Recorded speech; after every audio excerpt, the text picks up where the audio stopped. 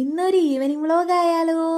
2-3 ആഴ്ചയായി ഇച്ചയും റിയയും പറയണു നമ്മുടെ KCBയുടെ മീറ്റർ ബോക്സിലെ കിളി കൂട് കൂട്ടിയിട്ടുണ്ടെന്ന്. ആരാർക്കും ശല്യമില്ലാത്തതുകൊണ്ട് ഞങ്ങൾ അത് മാറ്റാനൊന്നും പോയില്ല കേട്ടോ. പൂച്ചകളുടെ ശല്യം ഉള്ളതുകൊണ്ട് പുറത്ത് വെക്കൽ നല്ല റിസ്ക് ആണ്. പിന്നെ നമ്മളത് വിട്ടു. ഇന്നിപ്പോൾ ഓർത്തപ്പോൾ പോയി നോക്കിയപ്പോഴാണ് മനസ്സിലാവണേ മുട്ടയൊക്കെ ചീത്തയായി പോയെന്ന്. കുറച്ച് ഡേയ്സ് മുമ്പ് ഒരു കിളിയെ പൂച്ച പിടിച്ചെന്നോ മറ്റോ പറഞ്ഞു കേട്ടിരുന്നു. അത് മിക്കവാറും അതിന് അമ്മക്കിളിയാവും. പിന്നെ നല്ല മഴയാലോ, അതാവും ഇങ്ങനെയായി പോയത്.